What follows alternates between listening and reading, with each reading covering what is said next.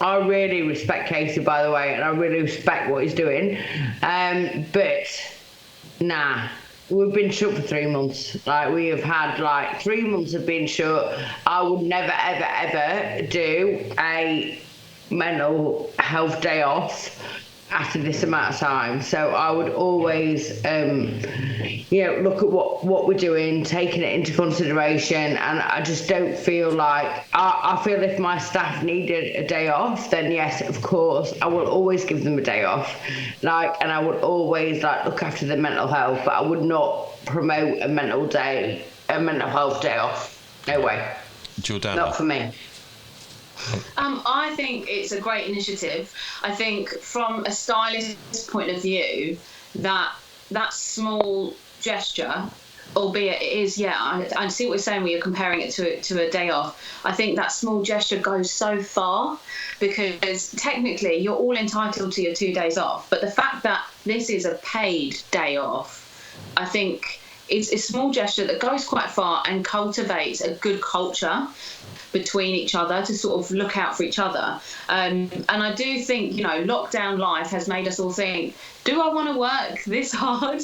Do I want to, am I scared of burnout? Do I want to make sure I check in with myself more? And I think these are all the questions that we've been asking. So whether or not we do that as often or not, I don't know, but I just think maybe once a year it's quite nice to either give back, do a workshop day where you just in a I totally agree with that, babe, but if we are taking a couple of days off, let's do a workshop, let's do something that's productive for our team. We have just spent 4 months off doing nothing. I was going to say something else then. Doing nothing. Let's not give that mental day off. Let's do something productive together. Let's do something creative together. Yes. Let's make something happen as a team. But it's not just give a mental health day off.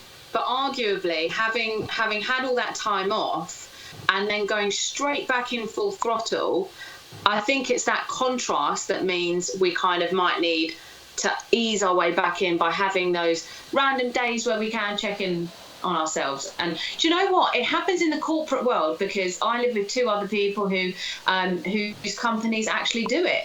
And, they only started it last year. One of them's an accountancy firm. And Mental Health Day, because people are so different, is not about workshops. It's 1 day a year you can take whenever you're feeling mentally drained. I'm just going to bring in... I'm going to come back to you, George. I'm going to... Hang 1 second.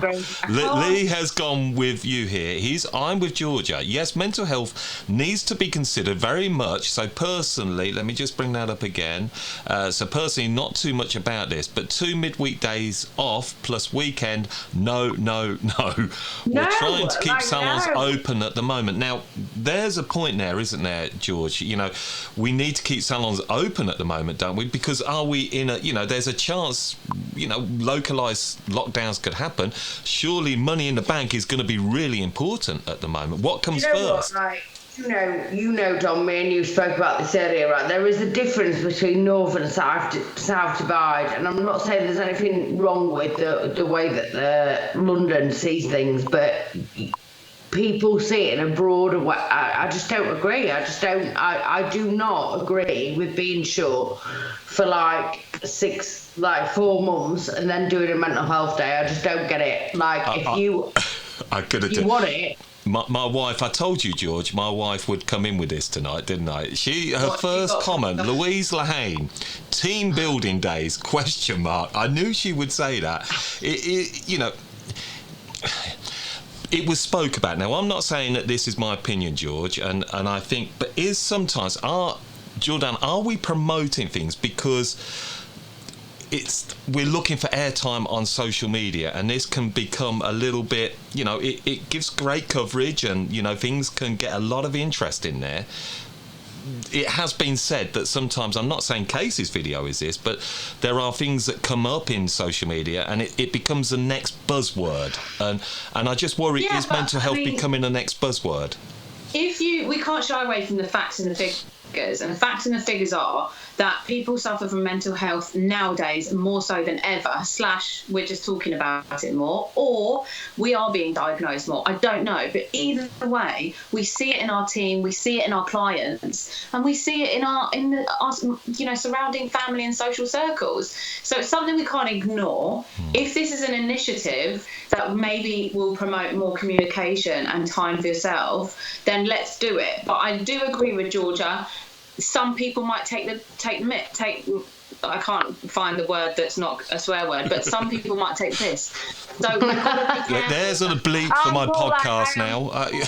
I'm looking for somebody to recommend this. I'm not the person for it because I am a workaholic. Do you know what I mean? So I totally understand and I get where people are coming from, but I'm probably not the best person to speak to about this because I don't agree with it. I think it's bollocks. Sorry. Beep. Well, look, it's great to have opinions, and there's no right or wrong. It's all about just challenging new ideas, and I admire Casey for being innovative if that's what he sees it to be. And it's Nicola here's somebody. Look, I've suffered with mental health quite badly about 10 years ago. I still worked and hid it from my clients. I had cognitive behavioural therapy for panic attacks and anxiety. Going to the salon to work was a massive help. It gave me focus, and I learned to cope with it. Is this sync?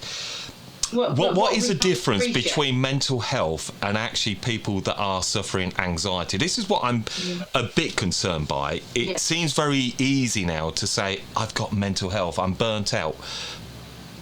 What's the difference here, Jordana?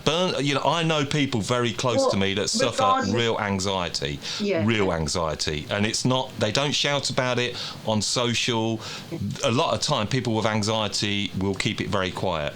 Definitely, and it's expressed in different ways. But regardless of whether it's anxiety born out of your home life or your work life, regardless of that, the conversation of looking after each other, because we spend more time with our team than we do with our family. So we have to make sure that we're on the same page, we're looking out for each other. And the only way to do that is to invest more time in communicating with each other.